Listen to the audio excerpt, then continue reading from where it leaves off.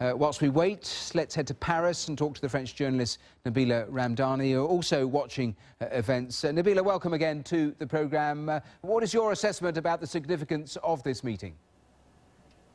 Well, I think it's a crucial Franco-British summit, not least of all because it may be the last one before Brexit. These summits are held every 2 years, and this one comes at a particularly historical time, it has to be said. And I don't think there's any coincidence in the day being spent at Sandhurst.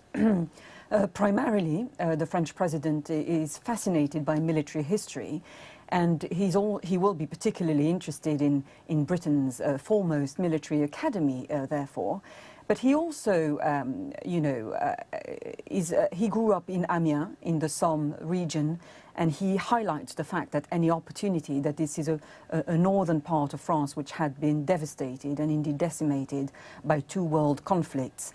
And that underlines, he says, his passion for the EU project, because he believes that one of its main achievements is to have avoided such horrors from being repeated and to indeed achieve peace. So Sandhurst will be highly symbolic in today's meeting, not least of all because we can expect the 2 leaders to talk at length about defence cooperation in particular.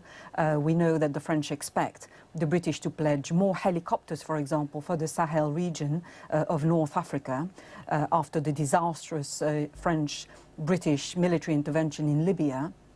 This has left a power vacuum which has since been filled by the proliferation of very dangerous jihadi groups roaming not only the region but also posing a direct threat to Europe. And of course there will be a high level of cooperation in the fight against terrorism in general and other forms of organised crime. So, you know, defence and military cooperation ties in with the highly symbolic location of Sandhurst, if you like. Yes, that's obvious territory for easier agreement. Just in terms of the power dynamic between the 2 of them, what sort of leader is he in terms of playing that basic card of being someone who has quite a lot of power at the moment personally, meeting with somebody who clearly does not? Well, yes, indeed. It has to be said that Emmanuel Macron enjoys some level of popularity domestically. He has been, you know, the way in which he won the French presidential election was quite unprecedented.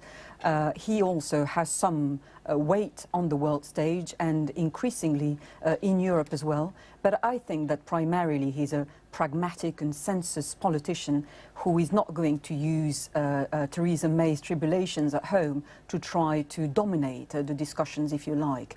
I think, obviously, by definition, there will be some competition between the 2 leaders because it involves 2 countries which are hugely powerful and indeed influential and who have conflicting interests to resolve.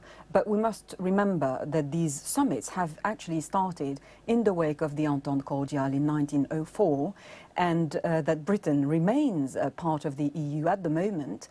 And despite what opponents say, what underpins the EU project is the emphasis on conciliation and cooperation rather than confrontation.